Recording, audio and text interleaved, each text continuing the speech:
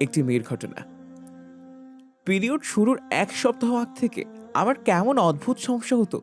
তুচ্ছ কারণে মনোকষ্টে ভুগতাম। একা থাকতে পছন্দ করতাম। দ্রুত কান্না চলে আসতো। তুচ্ছ কারণে রেগে যেতাম। মা ও বোনদের সঙ্গে ঝগড়া করতাম। আমার এই অবস্থা পিরিয়ড শুরুর ২ দিন পর স্বাভাবিক হতো।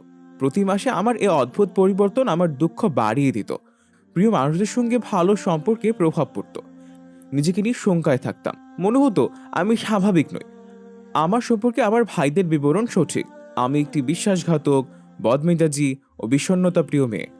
একদিন আমার এক বান্ধবীর সঙ্গে পিরিয়ডের পূর্বাপর এই বিষয়গুলো নিয়ে কথা বললাম। মুড সুইং এর বিষয়টি খুলে বললাম। সে বলল সে নিজেও এই সমস্যায় আছে। তখন আমার মন শান্ত হলো। মনে হলো আমার মতো কেউ একজন আছে।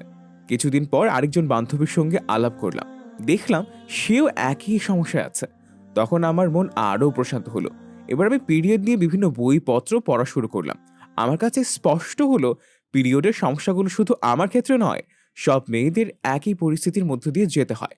আমি আনন্দে উদ্বেলিত হয়ে উঠলাম। আমার মন এই ভেবে শান্ত হলো যে আমি একজন স্বাভাবিক মেয়ে। আমার সঙ্গে যা হয় সব স্বাভাবিকভাবে হচ্ছে। এই চিন্তা পিরিয়ড পূর্ব সময় থেকে আমার অনেক দুঃখ হালকা করে দিত। আমি খাপ খাইয়ে নিতাম। প্রতি মাসে এর জন্য মানসিকভাবে প্রস্তুত থাকতাম। কিছু সুন্দর কাজের মাধ্যমে এর মানসিক প্রভাবগুলো প্রশমিত করতে শুরু করি।